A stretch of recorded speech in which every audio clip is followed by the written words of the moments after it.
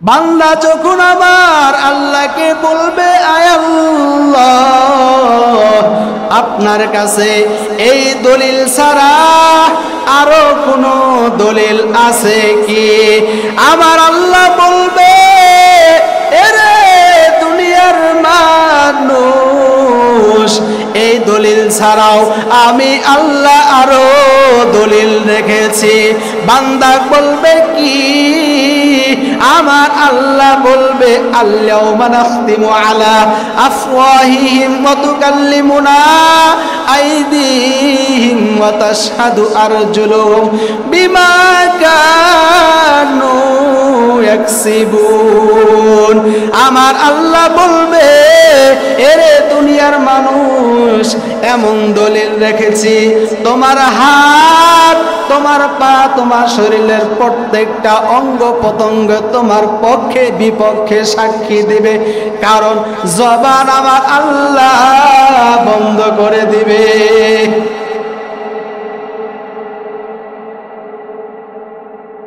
Nazma wash শাজারা ইয়াসজুদান ওয়া ফাদ্দালা জামানান আলা জামান كما فضل مكانا على مكان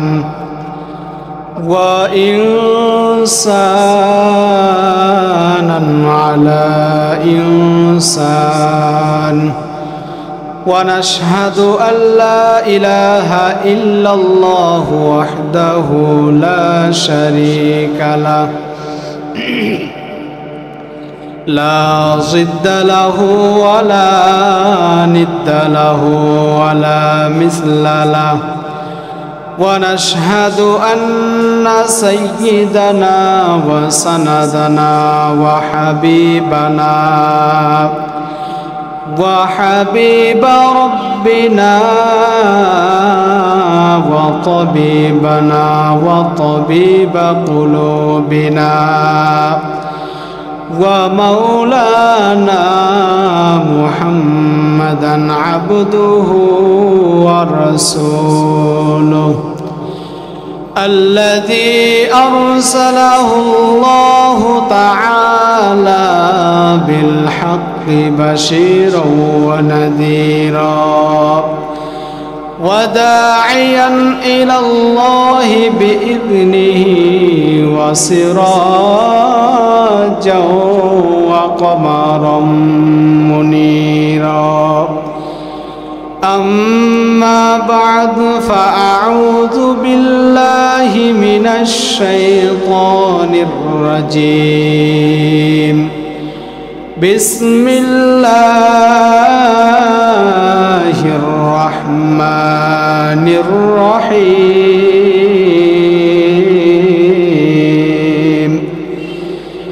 اقترب للناس حسابهم وهم في غفلة معرضون صدق الله مولانا العظيم وصدق رسوله النبي الأمي الكريم ونحن على ذلك من الشاهدين والشاكرين والذاكرين والحمد لله رب العالمين الحمد لله মহান রব্বুল আলামিনের কাছে লাখ কোটি শুকর যে মহান রব্বুল আলামিন আমাদেরকে ইসলাহি প্রোগ্রামে বসার তৌফিক দান করেছেন।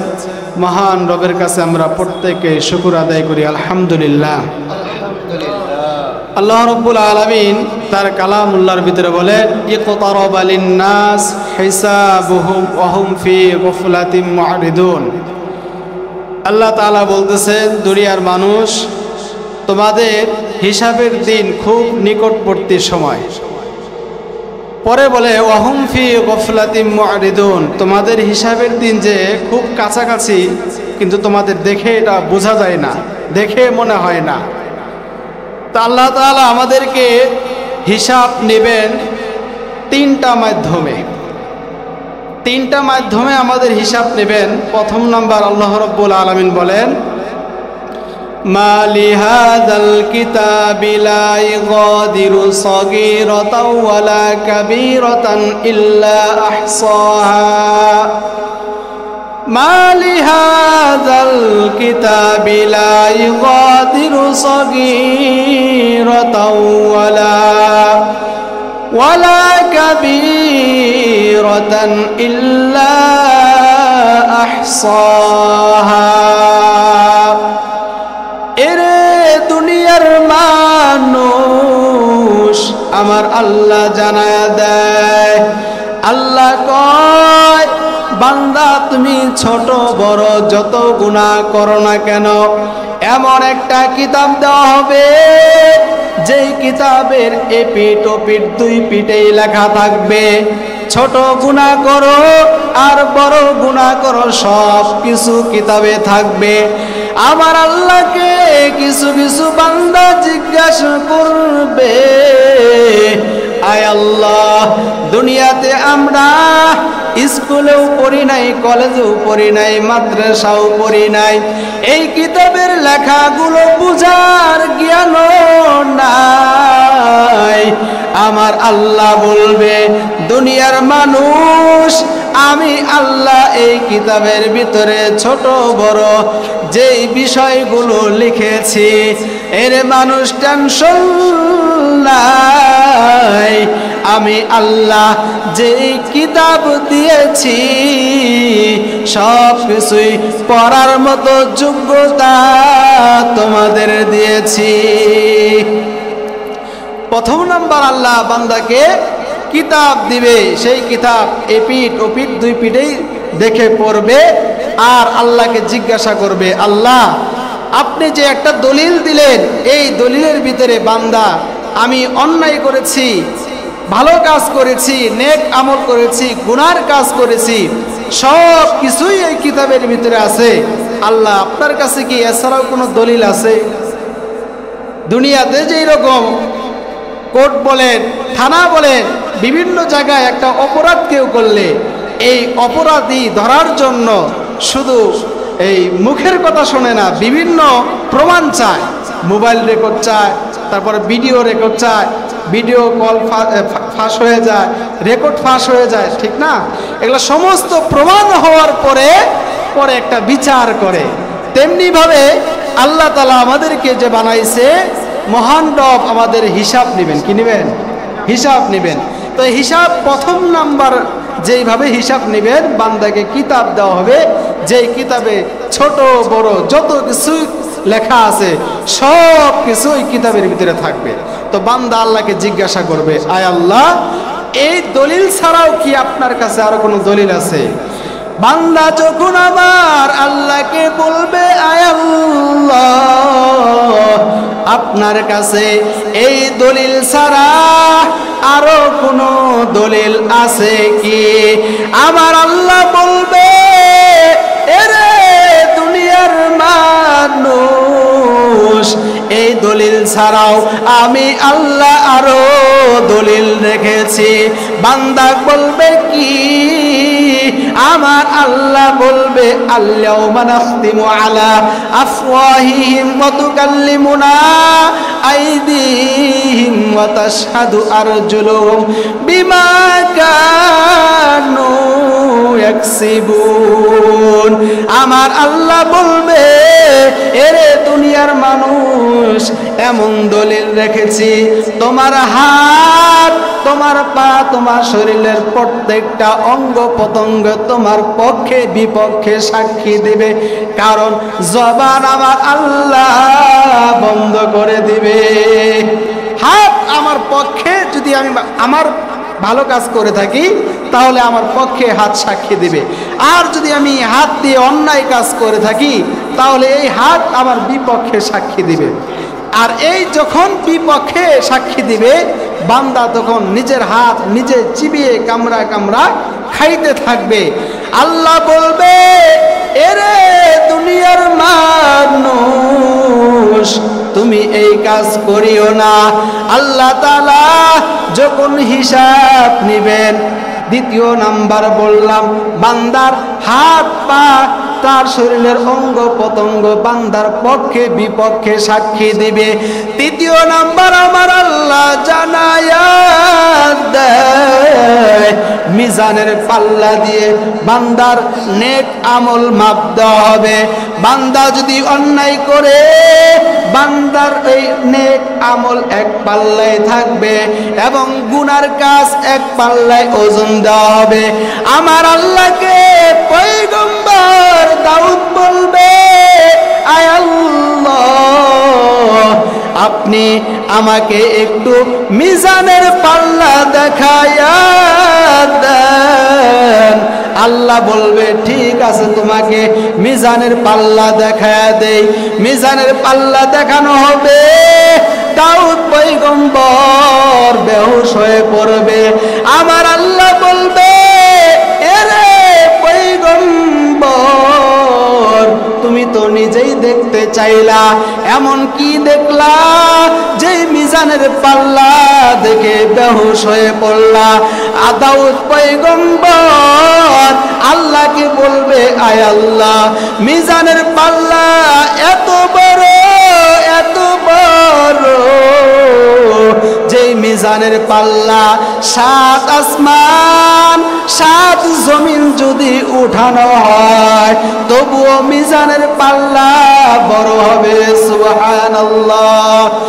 এর নবীর আশিক উম্মতের দল এই কথা বলার পর আমার আল্লাহ কয়, হে দাউদ পয়গম্বর, টেনশন নাই, কোনো টেনশন নাই। দাউদ পয়গম্বর, আমি আল্লাহ যে মিজানের পাল্লা এত বড় বানায়া দিলাম, এত মিজানের পাল্লা তুমি দেখতেছ বড়, কিন্তু দুনিয়ার কোনো উম্মত, কোনো মানুষ যদি ইখলাসের সাথে একবার কালেমা পড়ে নেয়, একবার কালেমা পড়ার কারণে যে পাল্লায় 7 আসমান 7 জমিন তুললে ভরবে না, সেই পাল্লা একবার কালেমার তুললে 7 আসমান 7 জমিনের থেকে ওজন বাড়ায় দিব। সুবহানাল্লাহ। যেই মিজানের পাল্লা 7 আসমান 7 জমিন উঠাইলে যতটুকু ওজন হবে, একবার যদি কোনো ইমানদার মুসলমান ইখলাসের সাথে কালেমা পড়ে 7 আসমান 7 জমিন এক পাল্লায় দেওয়া হবে, অপর পাল্লায় ওই কালেমা দেওয়া হবে। আল্লাহ বলে, দাউদ পয়গম্বর, ওই কালেমার ওজন আমি আল্লাহ বাড়ায় দেব। সুবহানাল্লাহ। আমার আল্লাহ তাআলা জাহান্নাম যখন বানায়া নেয়, জাহান্নাম বানানোর পর জিব্রাইলকে কয়, হে জিব্রাইল, জাহান্নামটাকে একটু ভ্রমণ করে দেখে নাও। জিব্রাইল যখন জাহান্নাম দেখে নেয়, জাহান্নাম দেখার পর আমার আল্লাহ 3000 বছর জাহান্নাম আগুনে পুড়াইছে। 1000 বছর পুরানোর পর জাহান্নামের আগুনের রং হয়েছে সাদা। দ্বিতীয় বছর জাহান্নাম যখন আগুনে পুরানোর পর আগুনের রং হয়েছে লাল। তৃতীয় 1000 যখন জাহান্নাম আগুনে পুড়াইছে, জাহান্নামের রং হয়েছে কালো। কেমন কালো?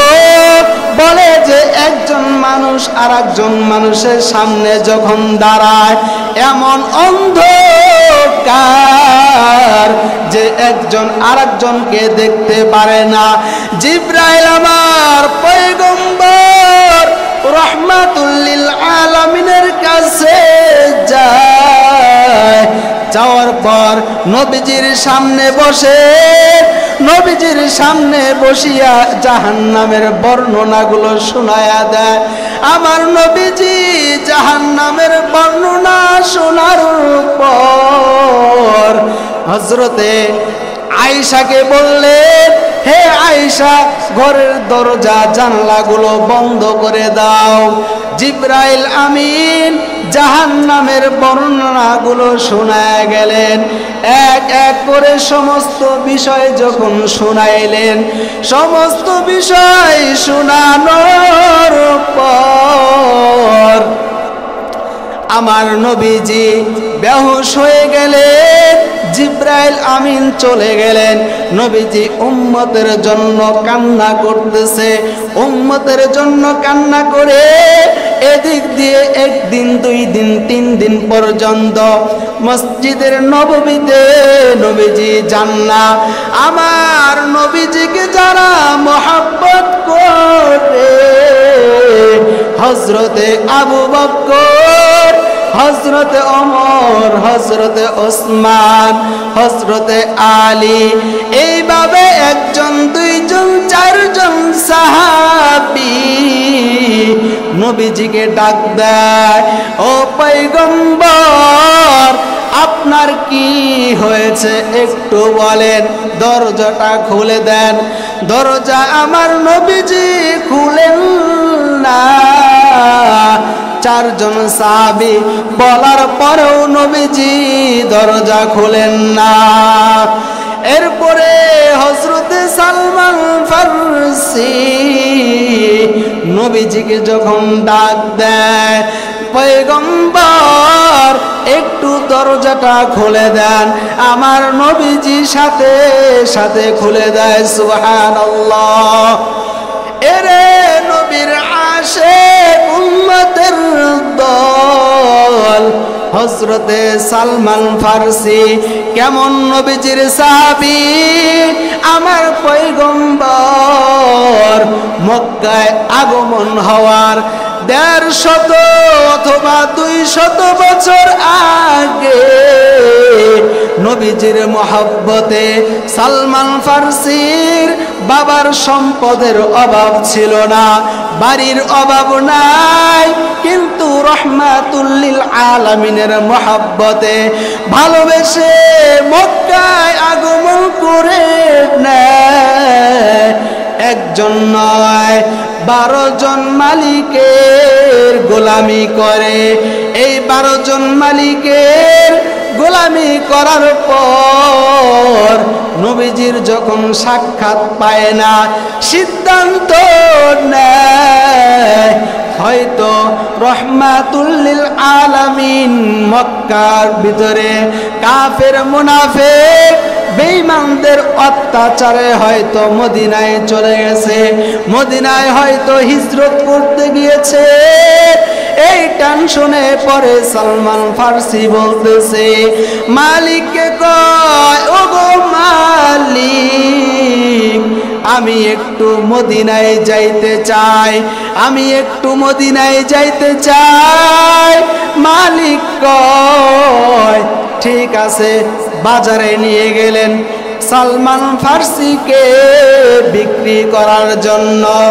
13 নাম্বার মনিব ওই মদিনা থেকে মক্কায় আগমন করেছে।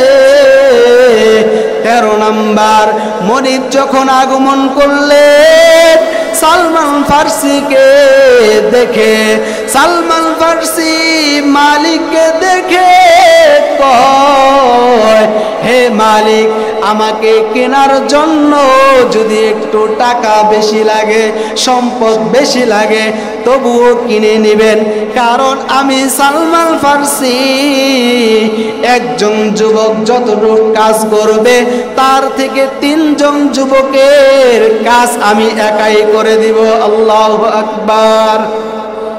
হযরতে সালমান ফারসি বললেন যে মালিক আপনি আমাকে কেনার জন্য যদি একটু সম্পদ বেশিও লাগে তবুও কিনে নেবেন, কারণ যে অন্য একটা যুবককে আপনি কেনার জন্য যতটুকু সম্পদ দিয়ে নেবেন, ওই এক যুবক যতটুকু কাজ করবে আমি সালমান ফারসি এক যুবক না, আমি একা 3 জন যুবকের কাজ করতে পারবো। সুবহানাল্লাহ। এই কথা বলার পর সালমান ফার্সি যখন এই কথা বললেন, 13 নাম্বার মালিক তাকে ক্রয় করে নিলেন। মালিক কেনার পর মদিনাতে রওনা দিয়ে দিলেন। মদিনায় রওনা দেওয়ার পর 13 নাম্বার মনিব খেজুরের গাছের বাগান পরিষ্কার করার জন্য সালমান ফার্সিকে কাজ বুঝাইয়া দিলেন। এক এক করে কাজ বুঝানোর পর কিছুদিন যখন যায়, কিছুদিন যাওয়ার পর এসরিফে এরকম একটা সুসংবাদ যায়, ওই 13 নাম্বার মালিককে একজন জানায় দেয়, শুনছনি কি কি? কয় আব্দুল্লাহর ছেলে মুহাম্মদ মদিনায় কুবাতে আগমন করেছে। এদিক দিয়ে সালমান ফার্সি কয়, যে নবীজের জন্য বাবা ত্যাগ করলাম, আমার বাড়ি ঘর সব বাদ দিয়ে দিলাম, সব বাদ দিয়ে 13 জন মালিকের গোলামি করলাম, আমি একটু নবীজিকে দেখতে যাব। 13 নাম্বার মালিক কয়, না না না, দেখার সুযোগ নাই। তবুও কয় আমি একটু নবীজিকে দেখতে যাব। মানে না, গালের ভিতরে ঠাস করে একটা চর দিয়ে দেয়। সালমান ফার্সি চোখের পানি ফালায়া দেয়, কয় মালিক আপনি আমাকে আপনার দোস্তর সাথে একটু সাক্ষাৎ করায়া দেন। এই কথা বলার পর আমার নবীজির কাছে সালমান ফার্সি সারাদিন কাজ করলেন, রাত্রবেলা গেলেন। রাত্রবেলা যাওয়ার পর দেখে রহমাতুল লিল আলামিন যেই ঘরের ভিতরে বসে আছেন, ঘরের দরজায় দারোয়ান একজন রেখেছেন, হযরতে আবু বকর সিদ্দিককে। সুবহানাল্লাহ। হযরতে আবু বকরকে ওই ঘরের দরজার সামনে দাঁড়ায় রাখছে দারোয়ান হিসেবে, যে কে আসে না আসে তুমি এগুলো দেখবা। সালমান ফার্সি যখন গেলেন, যাওয়ার পরে বলে আমি ভিতরে যাব। কয় না, ভিতরে প্রবেশ করা নিষেধ, কারণ আমার নবী রহমাতুল লিল আলামিন দুশমনদের কারণেই এই মদিনাতে হিজরত করতে এসেছেন, আর এখানে তুমি নবীজির আশেক নাকি আমি তো চিনি না। এদিক দিয়ে এই কথা বলার পর আমার নবীজি ঘর থেকে দুজনের কথাগুলো শুনতেছে আর বলতেছে, এরে আবু বকর, তুমি আমার সালমান ফার্সিকে ভিতরে পাঠায়া দাও। সালমান ফার্সি যখন ভিতরে যায়, রহমাতুল লিল আলামিনকে এক এক করে প্রশ্ন করে, কারণ ইহুদি পণ্ডিতের কাছে শুনেছে আমার নবীজি সত্য হওয়ার জন্য তিনটা কাজ থাকতে হবে। 1 নাম্বার নবীজির নাম মুহাম্মদ, 2 নাম্বার নবীজি কারো দান নেয় না, সদকা নেয় না, 3 নাম্বার নবীজির 2 ঘাড়ের মাঝখানে নবুয়তের সিল থাকবে। এই কথা আমার পয়গম্বরকে হযরতে সালমান ফার্সি জিজ্ঞাসা করলেন, এ পয়গম্বর আপনার নাম কি? বলে আমার নাম মুহাম্মদ। কয় আপনার জন্য কিছু খেজুর নিয়ে আসছি, সদকা দিয়েছি। আমার নবী কয়, এরে আবু বকর, এই খেজুরগুলো গরিবদের জন্য রেখে দাও, কারণ আমি তো কারো সদকা খাই না, দান খাই না, আমি নবী হাদিয়া নেই। সুবহানাল্লাহ। হযরতে সালমান ফার্সি তিনটার ভিতরে দুইটা প্রমাণ পায়, পরের দিন আবার চলে যায়। যাওয়ার পর কিছুদিন পরে আবার নবীজির জন্য কিছু খেজুর নিয়ে আসে।